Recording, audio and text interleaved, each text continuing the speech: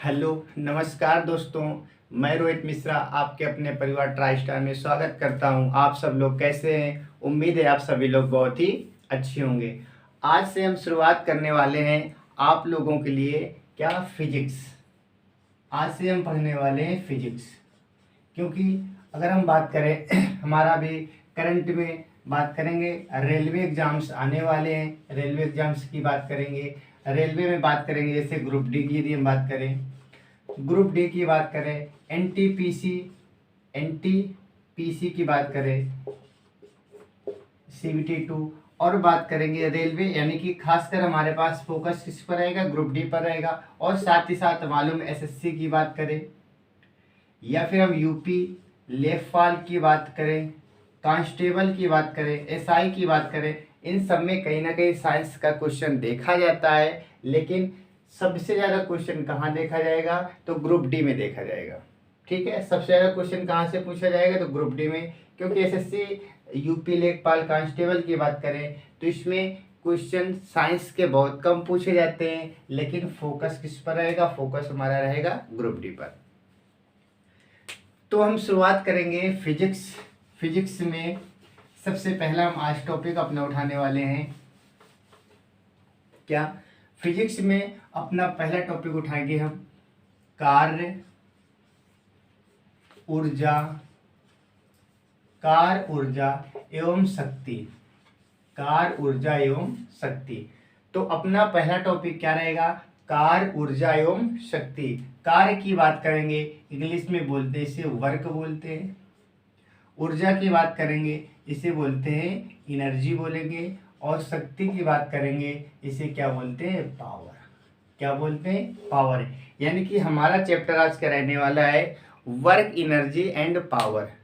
Work, energy and power, कार्य ऊर्जा क्षमता। इस टॉपिक से ये देखा गया है कि इस टॉपिक से सबसे ज़्यादा न्यूमेरिकल से पूछे जाते हैं। इस टॉपिक में न्यूमेरिकल से पूछे जाते हैं। लेकिन न्यूमेरिकल से फिजिक्स की हम तभी सॉल्व कर पाएंगे जब हम थ्योरी को अच्छे से पढ़ेंगे। जब तक हमारी थ्योरी कंप्लीट नहीं होगी तब तक हम कोई भी क्वेश्चन यानी कि न्यूमेरिकल्स कर ही नहीं सकते। न्यूमेरिकल सीखने का सबसे अच्छा तरीका, सबसे पहले थ्योरी कंप्लीट करो, देन उसके बाद आपको क्या करना है? न्यूमेरिकल सॉल्व करना है। डायरेक्ट न्यूमेरिकल सॉल्व करने बैठेंगे तो आप बिल्कुल भी नहीं कर पाएंगे। रटने से न्यूमेरिकल्स रटे नहीं जाते, बल्कि एक बार थ्योरी को आपको अच्छे से पढ़ना है। तो आइए शुरुआत करेंगे हम कार्य ऊर्जा एवं शक्ति की, वर्क, एनर्जी एंड पावर की। तो देखिए, इस चैप्टर की शुरुआत करते हैं। तो सबसे पहले हमारा क्या रहेगा? हमारी पहली हेडिंग क्या रहेगी? हमारी पहली हेडिंग रहेगी कार्य। कार्य यानी कि इंग्लिश में क्या बोलेंगे? इंग्लिश में बोलेंगे वर्क। तो सबसे पहले आइए ये सीखते हैं कार्य क्या होता है, किसे कहते हैं कार्य। वर्क क्या? What is work? किसे कहते हैं कार्य? कार्य का मतलब होता है जो हमारे द्वारा कुछ काम किया जाए, उसे कार्य कहते हैं। जैसे ये हमारे पास दीवार है, इस दीवार की बात करें, इस दीवार को मैंने धक्का दिया, इस दीवार को मैंने क्या किया? धक्का दिया। क्या हमारे द्वारा कोई कार्य किया गया? मैंने इस दीवार को ठोका, इसे धक्का दिया। क्या हमारे द्वारा कोई कार्य किया गया? कोई कार्य नहीं किया गया। हमारी एनर्जी जरूर वेस्ट हो गई, लेकिन हमारे द्वारा कोई कार्य नहीं किया गया। ऐसा क्यों? ऐसा इसलिए, कार्य उसी को माना जाता है जब किसी वस्तु की स्थिति में परिवर्तन कर दे।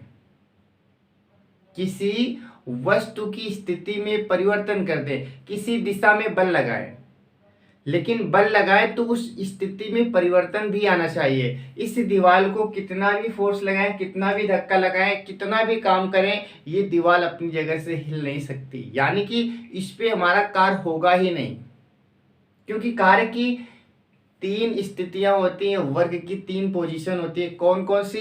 कार्य प्लस भी होता है, यानी कार्य धनात्मक होता है, ऋणात्मक होता है, जीरो भी होता है।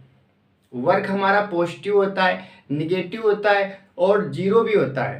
कार्य करेंगे तो कभी कार्य होगा हमसे, कभी कार्य नहीं होगा। अगर होगा तो बोलेंगे पॉजिटिव है, कभी कभी कार्य निगेटिव होता है। अभी सारी चीज़ें सीखेंगे।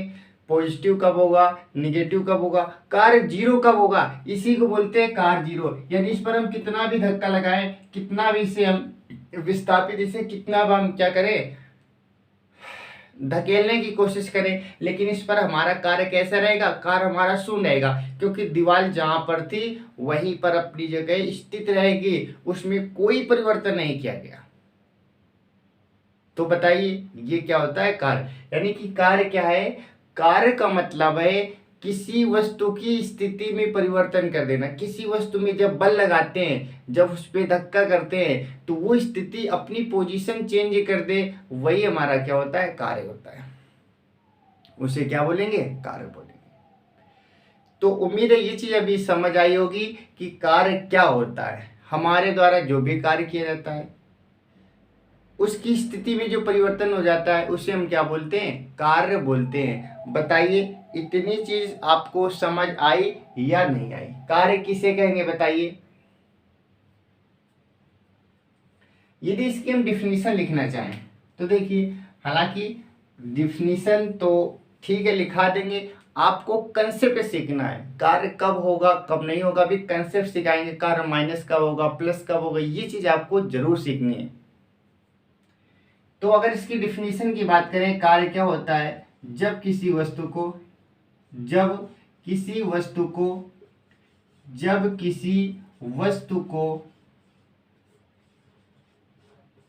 बल की दिशा में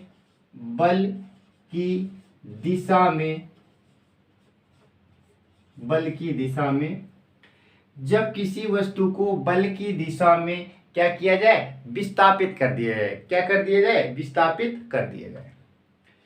जब किसी वस्तु को बल की दिशा में क्या किया जाए, विस्थापित कर दिया जाए, विस्थापित कर दिया जाए, उसी को हम क्या बोलते हैं, कार्य कर दिया जाए।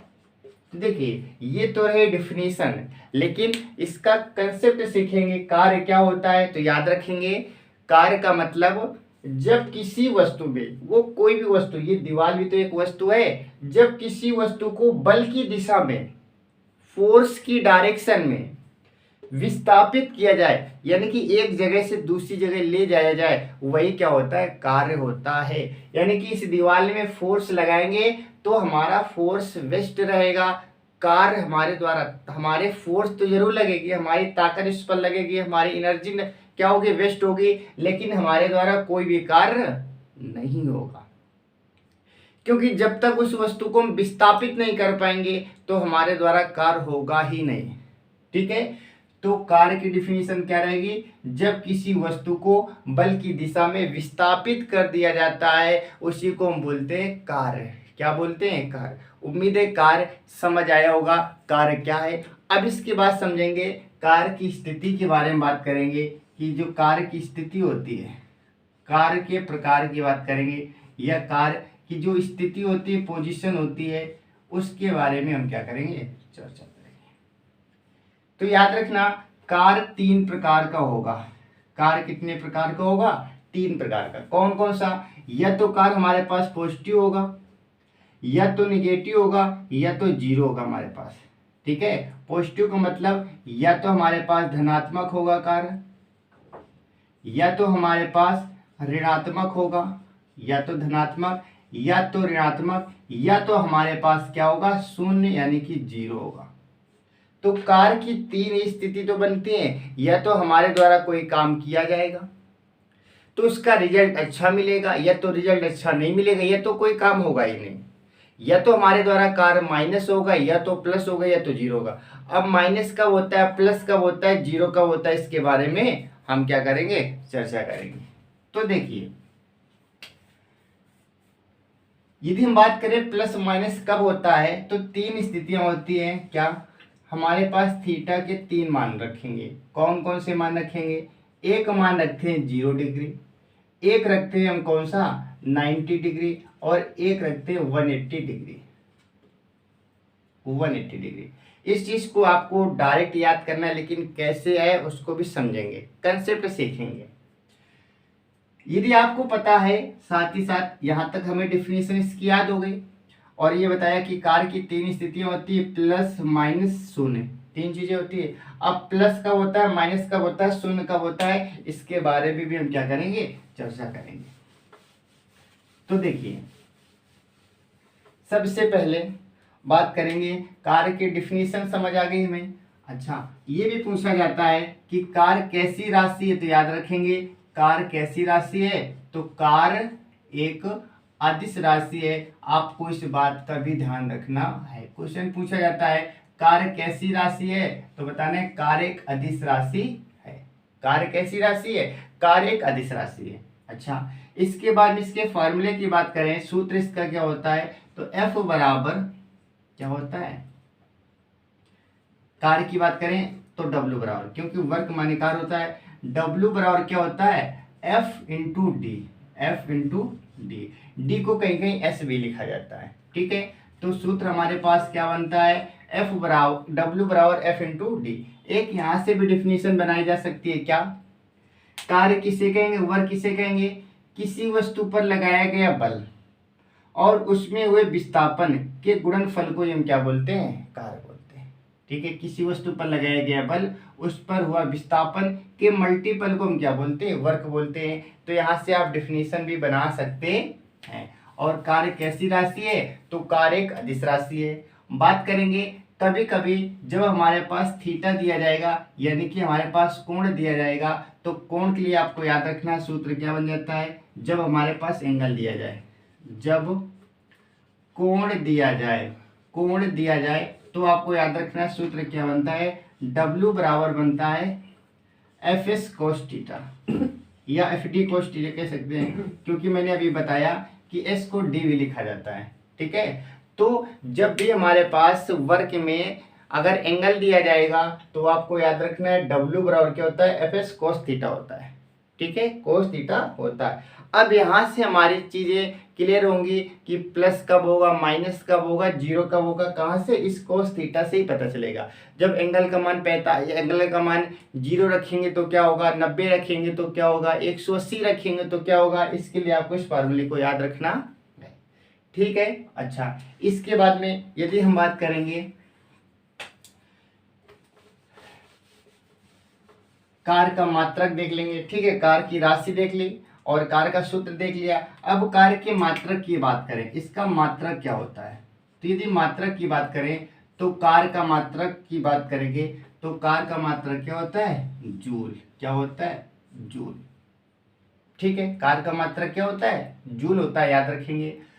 और इसके बाद में ये कौन सा मात्रक होता है, याद रखेंगे, MKS पद्धति। हमारे पास 3 पद्धतियां होती है, पढ़ रखी होगी, याद रखेंगे। MKS पद्धति में कार्य का मात्रक क्या होता है, जूल होता है। एक हमारे पास होती है CGS पद्धति, CGS पद्धति। CGS पद्धति में इसका मात्रक क्या होता है, तो याद रखेंगे इसको बोलते हैं डाइन या फिर अर्ग, ठीक है, डाइन या फिर अर्ग, ये याद रखेंगे। साथ ही साथ ये पूछा जाता है कि 1 जूल में कितनी अर्ग होते हैं, याद रखेंगे 1 जूल में 10 के घात 7 अर्ग होते हैं, ठीक है। 1 जूल में बात करें कि 1 जूल में डाइन कितने होते हैं, 10 के 5 न्यूटन, ये याद रखेंगे, ठीक है। तो ये पॉइंट भी आपको याद रखना है। तो कार्य राशि कैसी है, कार्य एक अदिश राशि होती है। कार्य के मात्रक की बात करें, जूल होता है। और कार्य के बाद में कौन सा मात्रक, MKS पद्धति में, CGS पद्धति में डाइन या अर्ग बोलेंगे। 1 जूल बराबर क्या होता है, 10 के घात 7 अर्ग होता है 1 जूल में। अगर डाइन की बात करेंगे 10 के घात 5 डाइन, ठीक है। इसके बाद में अब हम बात करने वाले हैं क्या, जो मैंने अभी एक आपको फार्मूला सिखाया था, कौन सा फार्मूला, ये बताया था अभी मैंने, क्या, W बराबर FS cos theta, FS cos theta, ठीक है। इसका जिक्र किया करेंगे हम। तो देखिए इसमें 3 स्थितियां बनती है हमारे पास। कौन सी स्थिति, एक स्थिति ये रहेगी, मान लेते हैं कि हमारे पास कोई ये वस्तु है, मान लेते हैं हमारे पास कोई वस्तु ये है। इस वस्तु पर मैंने क्या किया, एक फोर्स लगा दिया और इस डायरेक्शन में लगाया, एक कंडीशन ये बनेगी। दूसरी कंडीशन हमारे पास क्या बनेगी, दूसरी कंडीशन बनेगी हमारे पास ये वस्तु है, मैंने इस तरफ से फोर्स लगाया और किसी व्यक्ति ने इस तरफ से फोर्स लगा दिया, दूसरी कंडीशन। तीसरी कंडीशन क्या है, हमारे पास ये वस्तु है, हम इधर से फोर्स लगा रहे हैं और कोई व्यक्ति ऊपर से फोर्स लगा रहा है। ये 3 कंडीशन होते हैं। इन 3 कंडीशनों से हमें ही पता चलता है कि कार हमारा कब प्लस होगा, कब माइनस होगा और कब शून्य होगा। आइए एक एक देख लेते हैं। तो बात करेंगे ये क्या है, अगर गौर से इसे देखेंगे तो क्या सेम डायरेक्शन दिख रही, एक ही दिशा दिख रही है। याद रखेंगे कि जब हमारे पास कोई फोर्स, ठीक है, कोई भी फोर्स एक ही दिशा में लगाया जा रहा है, एक ही दिशा में लगाया जा रहा है, जब हम क्या करेंगे फोर्स एक ही डायरेक्शन में लगाएंगे तो वो हमेशा क्या होता है, याद रखेंगे हमेशा पॉजिटिव होता है। क्या होगा, पॉजिटिव। यानी कि जब किसी वस्तु को एक ही दिशा में विस्थापित की जाएगी वो कैसा होता है, वो धनात्मक होता है। अभी एंगल का भी जिक्र करेंगे। और जब क्या होगा, एक दूसरे के विपरीत करेंगे, एक व्यक्ति इधर से धक्का दे रहा है, दूसरा व्यक्ति इधर से, नहीं, एक इधर से फोर्स लगा रहा है, दूसरा इधर से, दोनों की डायरेक्शन कैसी हो गई, अपोजिट हो गई। जब दोनों की डायरेक्शन अपोजिट हो जाएगी तो वहां पर काम हमेशा क्या होता है, माइनस होता है। जब दोनों की डायरेक्शन सेम होगी, यानी कि डायरेक्शन एक ही होगी, तो कार कैसा होगा, प्लस होगा। खुद इसमें अपना दिमाग लगाएंगे। मान लेते हैं स्पीड से कोई बॉल आ रही है, कोई भी स्पीड से गेंद आ रही है, उसे अपनी तरफ ना पकड़ के, अपनी तरफ पकड़ेंगे तो उसकी स्पीड कम हो जाएगी, कहीं ना कहीं उसे रोक लेंगे। हम उसे क्या करें, उस पर और धक्का लगा दें, उस पर और धक्का लगा दें, उसकी स्पीड और बढ़ जाएगी, बढ़ जाएगी, नहीं बढ़ जाएगी। और यदि उसे रोकेंगे तो अपोजिट काम हो जाएगा, उसकी जो स्पीड है कम हो जाएगी, यानी कि उसी दिशा में जाएंगे तो धनात्मक बोलेंगे, और विपरीत कर देंगे तो काम माइनस का हो जाएगा। क्या हो जाएगा, माइनस का हो जाएगा। जीरो कब होगा, जीरो हमारे पास क्या होगा, जीरो हमारे पास बनेगा जब यहां पर एंगल किसका बनेगा, 90 डिग्री का बन जाएगा। कैसे, मैंने इधर से कोई फोर्स लगाया, इधर से कोई फोर्स लगा दिया, और इस वस्तु, ये जो हमारे पास वस्तु है, इस वस्तु का इतना ज्यादा वजन है, इतना ज्यादा वजन है कि इस वस्तु को हम विस्थापित ही नहीं कर पा रहे हैं। ये हमारे पास एक क्या है, वस्तु है, इस वस्तु का इतना वजन है कि इस वस्तु को हम विस्थापित ही नहीं कर पा रहे हैं। जैसे दीवार की बात करें, दीवार को विस्थापित ही नहीं कर पा रहे हैं। एक हमारी कैपेसिटी होती है, ज्यादा वजन की कोई वस्तु होगी उससे हम विस्थापित ही नहीं कर पाएंगे, बिल्कुल भी उसे खिसका नहीं पाएंगे, उसको बोलेंगे कार कैसा हुआ, हमारा जीरो हुआ। और ये कब बनता है, जब स्थिति होती है 90 डिग्री की, और ये कब बनता है, जब स्थिति होती है हमारी 0 डिग्री की, 0 डिग्री की। और ये कब बनता है, जब स्थिति होती है हमारी 180 डिग्री की। बताइए यहां तक समझ आया। अभी और समझेंगे, अभी और समझेंगे माइनस प्लस जीरो कब होता है। बताइए, ये स्थिति समझ आ गई। प्लस माइनस जीरो कब होगा, जब एक ही डायरेक्शन में जाएंगे तो प्लस, अपोजिट डायरेक्शन में जाएंगे माइनस, और जब 90 डिग्री का कोण बनना होगा तो बोलेंगे जीरो, यानी कि उस वस्तु का वजन इतना ज्यादा था उसे विस्थापित ही नहीं कर पाए। लेकिन एग्जाम में क्वेश्चन कैसे आता है, एग्जाम में ऐसे आता है कि बताइए वर्क पॉजिटिव कब होता है, कार हमारा धनात्मक कब होता है, 0 डिग्री पर, 90 डिग्री पर, 45 डिग्री पर, 180 डिग्री पर। तो उसके लिए हमें डिग्री भी तो पता होनी चाहिए, ठीक है। और उसके बारे में हम क्या करेंगे, जिक्र करेंगे। तो हमारे पास 3 स्थितियां होती है, मैंने बताया प्लस, माइनस और जीरो। तो याद रखेंगे प्लस भी बनता है, माइनस बनता है और जीरो बनता है। प्लस कब बनेगा, तो याद रखेंगे जब 0 डिग्री की बात होगी। माइनस कब बनेगा, याद रखेंगे जब 180 डिग्री की बात होगी। और ये जीरो कब बनेगा, जब बात होगी 90 डिग्री की। लेकिन सर अभी समझ नहीं आया, कोई बात नहीं। अब हम क्या करेंगे, इस चीज को प्रूव करके देखते हैं। हालांकि आपको तो डायरेक्ट याद रखना है, आपको तो डायरेक्ट याद रखना है, एग्जाम में निकालने नहीं बैठना है। लेकिन अभी हम आपको निकाल के सिखाएंगे और इसके बाद में आप डायरेक्ट याद रखना, ठीक है। तो देखिए इसमें हम मान रखेंगे W बराबर क्या होता है, एफ एस कॉस थीटा, होता है या नहीं होता है, ठीक है। W बराबर F इंटू एस, ऐसे लिख देंगे कोस थीटा।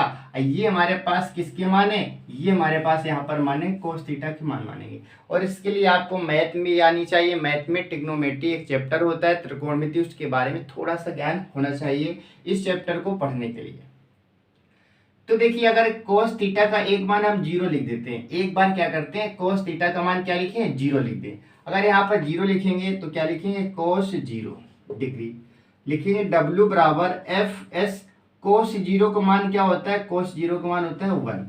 W बराबर क्या हो जाएगा एफ एस हो जाएगा। बताइए ये चीज क्लियर हुई या नहीं हुई। W बराबर क्या हो जाएगा एफ एस हो जाएगा। यानी कि ये काम कैसा होगा, ये काम हमारा प्लस का होगा। बताइए प्लस का है या नहीं है, कहीं इसमें जीरो आया नहीं आया, कारण कोई जीरो आया क्या, नहीं आया। यहाँ पर माइनस चिन्ह आया नहीं आया, एक ऐसा है प्लस है। यानी कि जीरो की स्थिति में जब हमारे पास कार्य क्या होगा 0 डिग्री दिया जाएगा, एंगल 0 डिग्री दिया जाएगा, तो आप बताएंगे कार्य कैसा है, कार्य हमारे पास प्लस का है। ठीक है, अच्छा कार्य माइनस का कब होता है, इसी सूत्र में हम लिखेंगे W बराबर क्या एफ एस कोस थीटा, इसमें लिखेंगे W बराबर एफ एस लिखेंगे।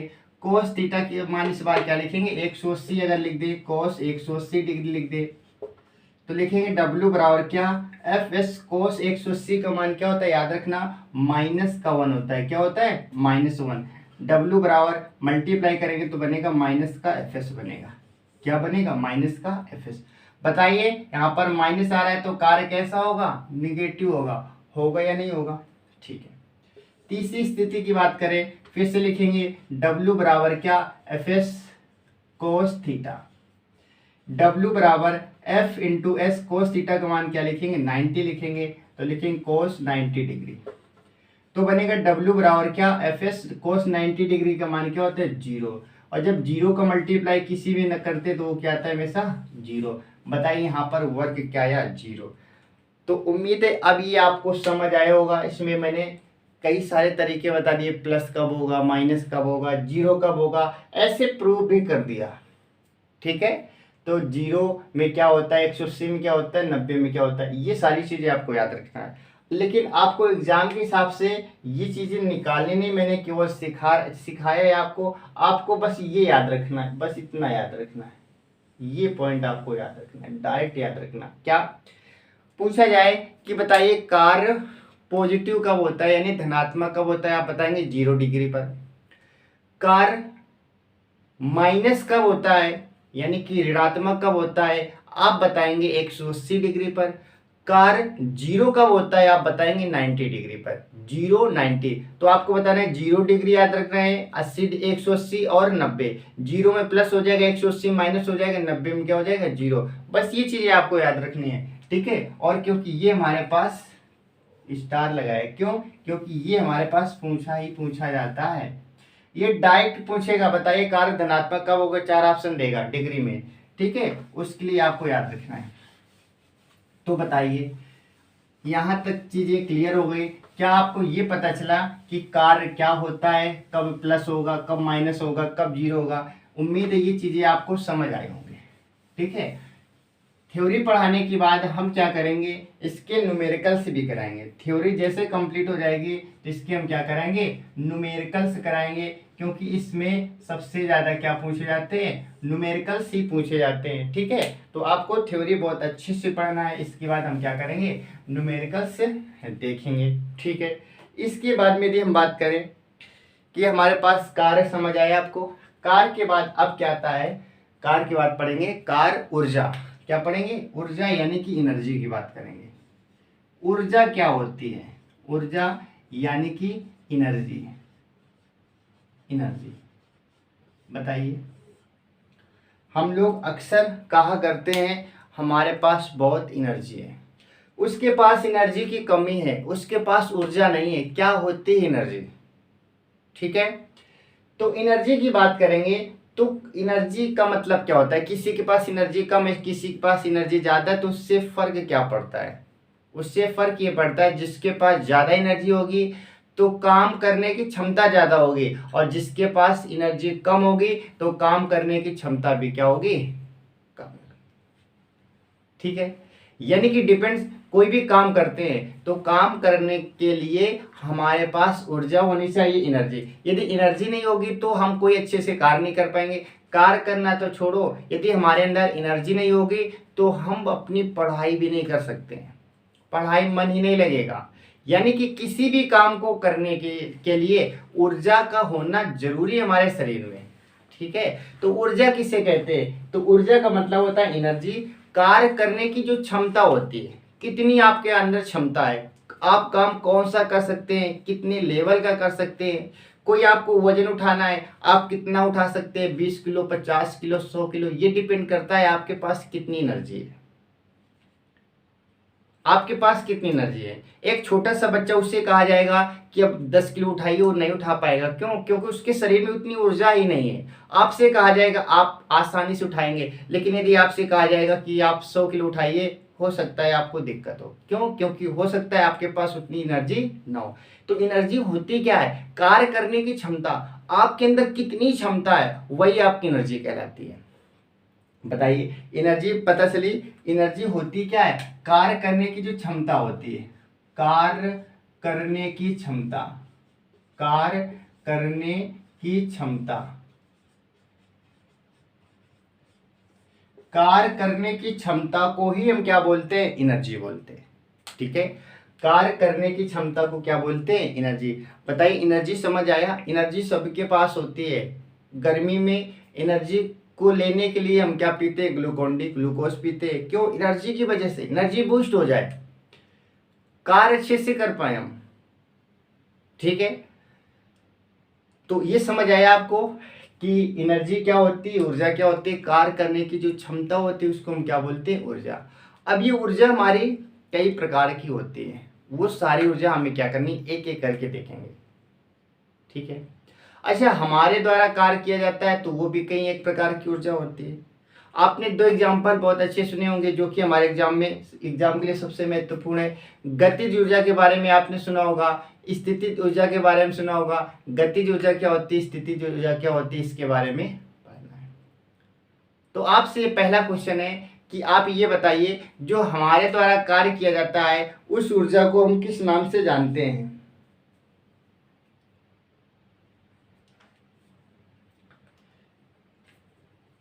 जो हमारे द्वारा कार्य किया जाता है उस ऊर्जा को किस नाम से जानते हैं? याद रखेंगे, उसे हम बोलते हैं यांत्रिक ऊर्जा। क्या बोलते हैं? यांत्रिक ऊर्जा। जो भी हम कोई कार्य करते हैं, हमारे द्वारा जो कार्य किया जाता है, उसमें जो भी ऊर्जा लगती है उसको हम क्या बोलते हैं? यांत्रिक ऊर्जा बोलते हैं। क्या बोलते हैं? यांत्रिक ऊर्जा। यानी कि कार्य के दौरान जो हमारी ऊर्जा खपत होती है, हमारे कार्य के दौरान जो भी ऊर्जा लगती है उस ऊर्जा को हम किस नाम से जानते हैं? यांत्रिक ऊर्जा के नाम से जानते हैं। किस नाम से जानते हैं? यांत्रिक ऊर्जा के नाम से जानते हैं। आपको याद रखना है। पूछा जा सकता है कि हमारे कार्य द्वारा जो हम भी कार्य करते हैं उसके द्वारा जो ऊर्जा होती है, कौन सी ऊर्जा होती है? बताना है आपको, यांत्रिक ऊर्जा होती है। कौन सी ऊर्जा? यांत्रिक ऊर्जा। यांत्रिक ऊर्जा की बात करेंगे, यांत्रिक ऊर्जा भी दो प्रकार की होती है। यांत्रिक ऊर्जा कितने प्रकार की होती है? याद रखेंगे, दो प्रकार की होती है। कौन कौन सी? एक होती है हमारे पास गतिज ऊर्जा, गतिज ऊर्जा। दूसरी हमारे पास क्या होती है? दूसरी हमारे पास होती है स्थितिज ऊर्जा। क्या? स्थितिज ऊर्जा। दो प्रकार की ऊर्जा, गतिज ऊर्जा और स्थितिज ऊर्जा। बात करेंगे गतिज ऊर्जा को क्या बोलते हैं? काइनेटिक एनर्जी, और इसे क्या बोलते हैं? Potential energy. तो काइनेटिक एनर्जी इंग्लिश में क्या बोलेंगे? गतिज ऊर्जा को काइनेटिक एनर्जी बोलेंगे, स्थितिज ऊर्जा को क्या बोलेंगे? पोटेंशियल एनर्जी बोलेंगे। ठीक है, अब एक एक के बारे में सीखेंगे, गतिज ऊर्जा क्या है और स्थितिज ऊर्जा क्या है। गतिज ऊर्जा किसे कहेंगे और स्थितिज ऊर्जा किसे कहेंगे? तो हमारी हेडिंग रहेगी सबसे पहले गतिज ऊर्जा। क्या? गतिज ऊर्जा।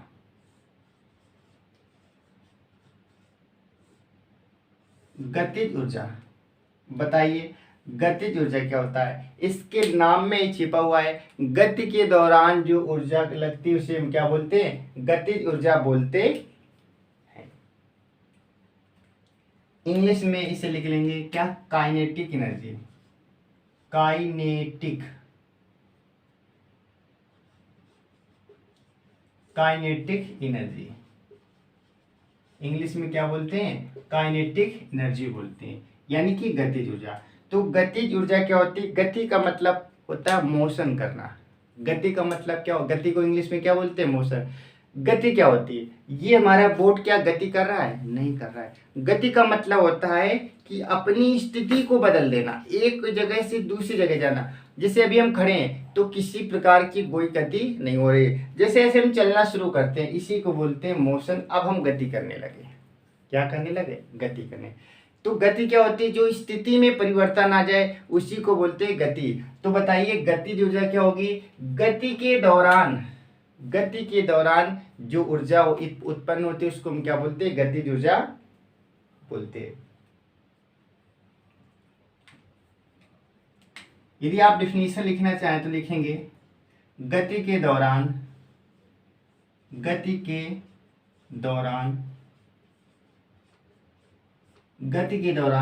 कार्य करने की जो ऊर्जा होती है, कार्य करने की ऊर्जा, ठीक है।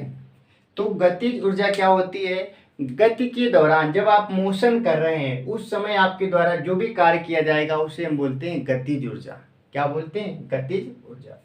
याद रहेगा, गति के दौरान जो भी कार्य किया जाता है उसको हम बोलते हैं गतिज ऊर्जा। बताइए गतिज ऊर्जा।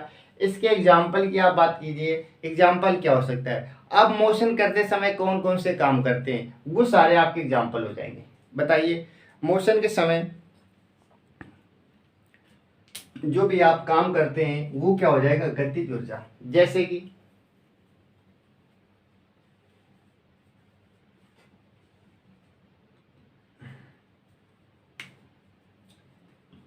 एग्जाम्पल की बात करें, बताइए आप जब गति करते हैं तो कई सारे काम करते हैं। जैसे आप गाड़ी चला रहे थे हमारे पास क्या होती है, चलती हुई गाड़ी की बात करें, जब चलती हुई गाड़ी तो इस पर भी हमारी एक कार होता है तो उसे बोलते हैं गतिज ऊर्जा।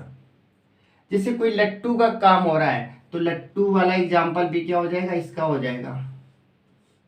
यानी कि एक ऐसी, अब आपको तो एग्जाम्पल नहीं याद रहेंगे तो आप एग्जाम्पल बनाना सीख जाएंगे। कैसे, गतिज ऊर्जा, अब आप वो देखना ऑप्शन में जिसमें कहीं ना कहीं वो काम करने के लिए आपको मोशन करना पड़ रहा हो, आपको गति करनी पड़ रही हो, आपको स्थिति में परिवर्तन करना पड़ रहा हो, उसी को बोलेंगे, वो किसका एग्जाम्पल हो जाएगा, गतिज ऊर्जा का एग्जाम्पल हो जाएगा। क्या हो जाएगा, गतिज ऊर्जा का एग्जाम्पल हो जाएगा। इसके बाद में गतिज ऊर्जा का एक सूत्र बनता है हमारे पास, क्या, तो हमें इसकी परिभाषा तो समझ आ गई, डिफिनीशन इसकी समझ आ गई।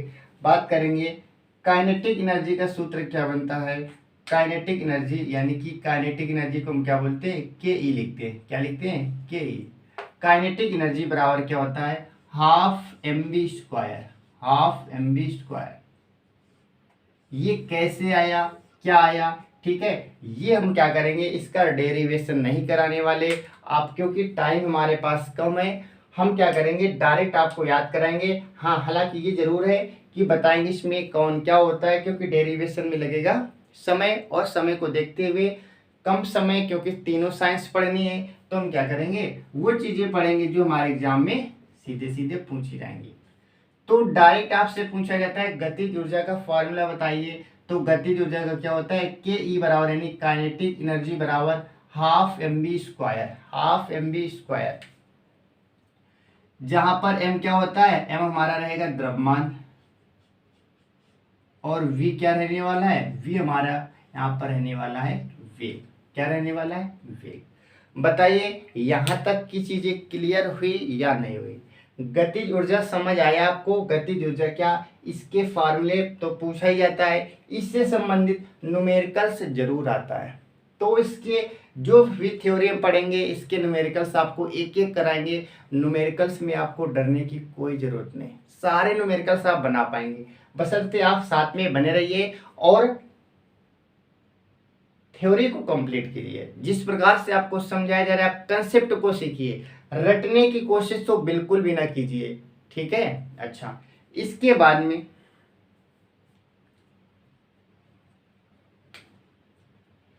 तीन कंडीशन आती हैं। वेग को यदि हम दोगुना करें, वेग को दोगुना करें, वेग को दोगुना कर दें तो गतिज ऊर्जा में क्या फर्क पड़ेगा। गतिज ऊर्जा में यहां पर आइए, यदि आप वेग को दोगुना करना चाहते हैं, ये वेग हमारे पास है, यदि इस वेग को हम दोगुना कर दें तो गतिज ऊर्जा में क्या अंतर आएगा। तो गतिज ऊर्जा में याद रखेंगे, जब वेग को आप दोगुना करेंगे तो गतिज ऊर्जा क्या हो जाएगी, 4 गुना हो जाएगी। आपको ये याद रखना है, क्या हो जाएगी, 4 गुना। कैसे, वेग हमारे पास है, यहाँ पर स्क्वायर दिया गया है, किसी का स्क्वायर करोगे तो जैसे दोगुना कर देंगे, गति को दोगुना करेंगे, बताइए 2 का स्क्वायर क्या होता है, 4, क्या होगा, 4। तो वेग यदि आप दोगुना करेंगे तो गति, वो हमारे पास गतिज ऊर्जा क्या हो जाएगी, 4 टाइम्स। ये डायरेक्ट क्वेश्चन आता है कि बताइए जब गतिज ऊर्जा में वेग को दोगुना कर दिया जाता है तो बताइए गतिज ऊर्जा में क्या फर्क पड़ता है। तो गतिज ऊर्जा हमारे पास 4 टाइम्स हो जाती है, 4 गुना हो जाती है। ठीक है, क्या हो जाएगी, 4 गुना हो जाएगी।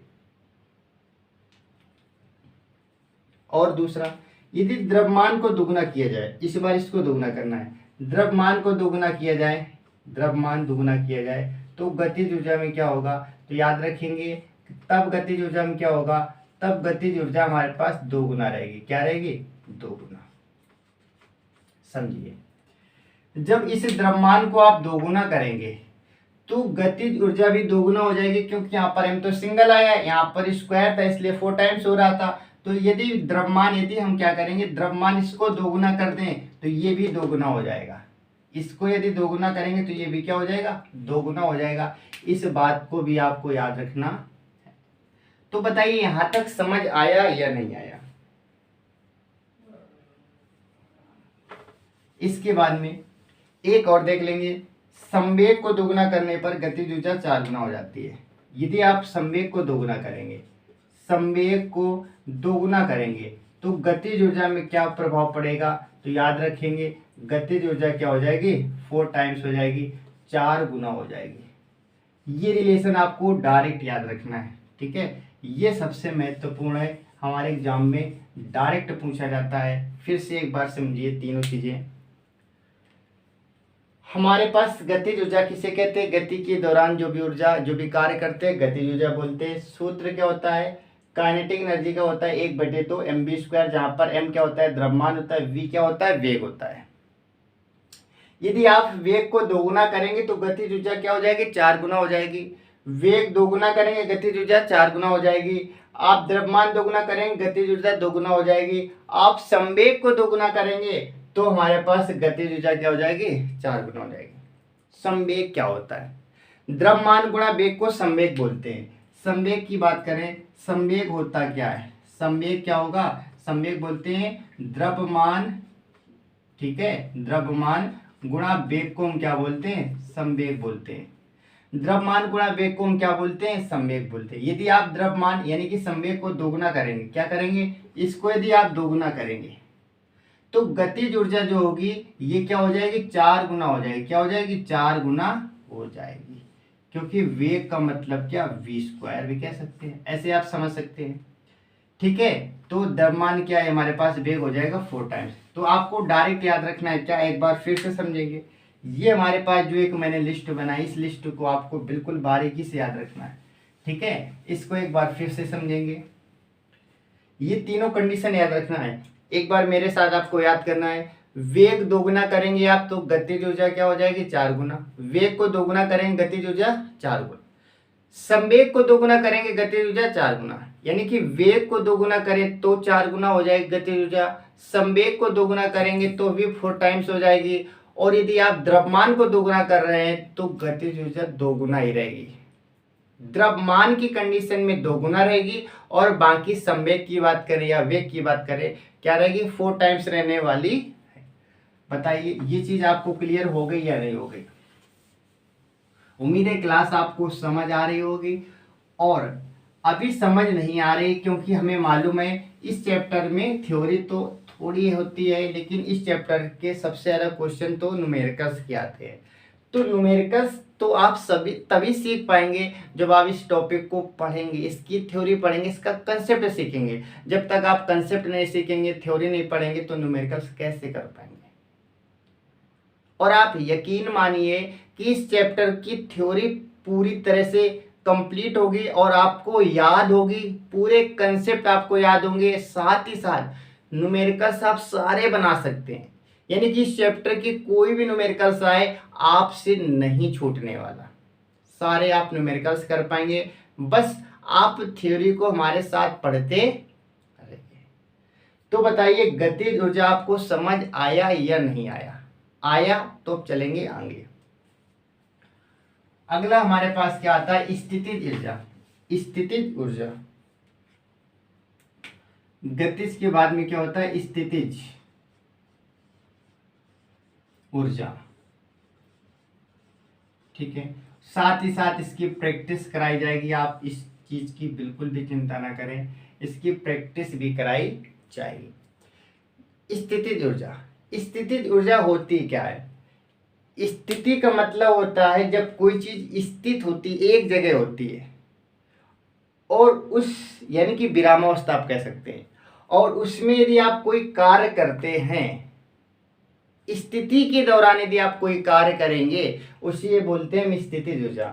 गतिज ऊर्जा में गति के दौरान काम किया जाता है, स्थितिज ऊर्जा में स्थिति के समय जब कोई वस्तु स्थित होती है उस समय जब कोई कार्य आप करेंगे तो उसको बोलते हैं क्या? स्थितिज ऊर्जा बोलते हैं। ठीक है, स्थितिज ऊर्जा बोलते हैं। इंग्लिश में इसको लिख लेंगे, इंग्लिश में बोलते हैं पोटेंशियल एनर्जी। Potential energy. ठीक है, तो उम्मीद है आपको डेफिनेशन समझ आ गई होगी। स्थितिज ऊर्जा किसे कहते हैं, यानी पोटेंशियल एनर्जी किसे कहते हैं? स्थिति के दौरान जो भी कार्य किया जाता है उसको हम बोलते हैं क्या? स्थितिज ऊर्जा। तो आप लिखना चाहें तो लिखिए, स्थिति के दौरान जो भी कार्य किया जाता है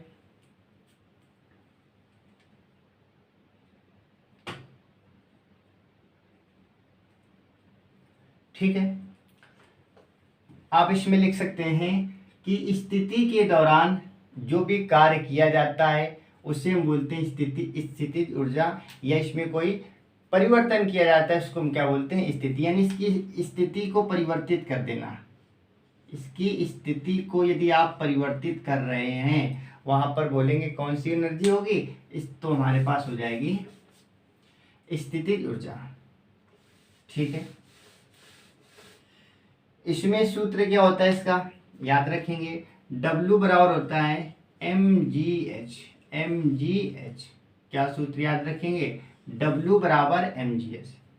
W बराबर mgh। W हमारे पास क्या होता है? वर्क। M हमारे पास क्या होता है? द्रव्यमान, यानी कि द्रव्यमान को इंग्लिश में क्या बोलते हैं? मास। क्या बोलेंगे? मास बोलेंगे। जी हमारे पास क्या होता है? गुरुत्वीय त्वरण होता है, गुरुत्वीय त्वरण यानी कि ग्रेविटी बोलते हैं, और यहाँ पर एच क्या होती है? हाइट होती है। क्या होगी? हाइट होती है। बताइए यहाँ तक चीजें क्लियर हुई या नहीं हुई?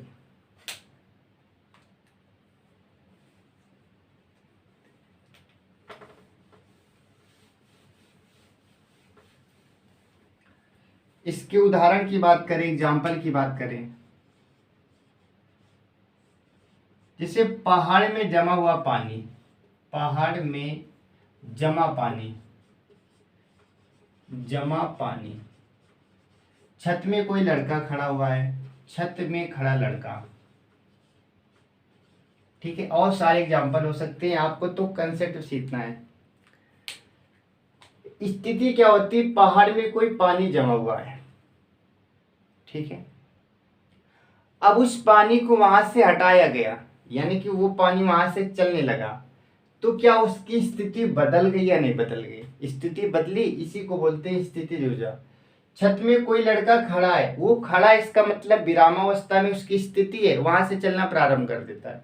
अभी हम यहाँ पर खड़े हैं, अभी हमारे पास किसी प्रकार की कोई गति नहीं हो रही, ऐसे खड़े। बताइए क्या हमारी स्थिति होगी? लेकिन जैसे हम चलना शुरू कर देते हैं तो हमारी स्थिति जो ऊर्जा थी किस में बदल जाती है? गतिज ऊर्जा में बदल जाती है। तो स्थिति के दौरान जो भी चेंजमेंट आता है उसको हम क्या बोलते हैं? स्थितिज ऊर्जा बोलते हैं। बताइए यहाँ तक चीजें क्लियर हो गई या नहीं हो गई? ठीक है, उम्मीद है यहाँ तक आपको समझ आया होगा, आया है या नहीं आया। ठीक है, इसके बाद में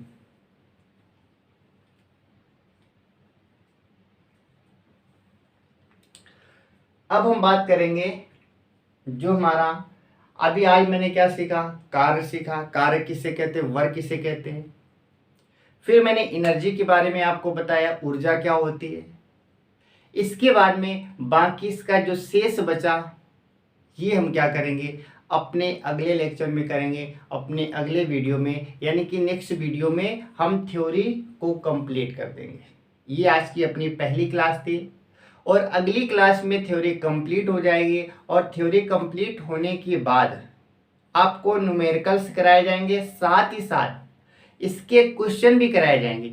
यानी कि हम थ्योरी के साथ में आपको क्वेश्चन भी कराने वाले हैं, जिससे आपको ये पता चले क्या जो पढ़ाया गया वो आपके समझ आ रहा है, और वो क्वेश्चन कराए जाएंगे जो किसी ना किसी एग्जाम में पूछे गए हैं, प्रीवियस ईयर पूछे लिखे उसमें पढ़ाए जाएंगे, एक्सपेक्टेड क्वेश्चन पढ़ाए जाएंगे, न्यूमेरिकल्स भी पढ़ाए जाएंगे।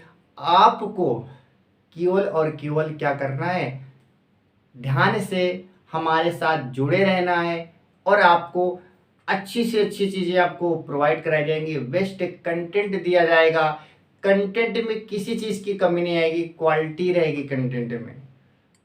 जो बच्चों को न्यूमेरिकल से डर लगता है तो मैं बता दूं उन बच्चों के लिए, आपके अब न्यूमेरिकल्स में कभी भी प्रॉब्लम नहीं आने वाले, एक एक न्यूमेरिकल्स कंप्लीट होंगे। लेकिन अगर आप हमारे हिसाब से चलेंगे तो न्यूमेरिकल्स आसानी से कर पाएंगे। यानी कि पहले क्या पढ़ेंगे, पहले हमारे साथ कंसेप्ट सीखेंगे, थ्योरी सीखेंगे, अपनी थ्योरी की स्ट्रॉन्ग करेंगे, कंसेप्ट सीखेंगे। इसके बाद में हम क्या करेंगे, आपको सारे न्यूमेरिकल्स कराएंगे और साथ ही साथ प्रैक्टिस भी कराएंगे।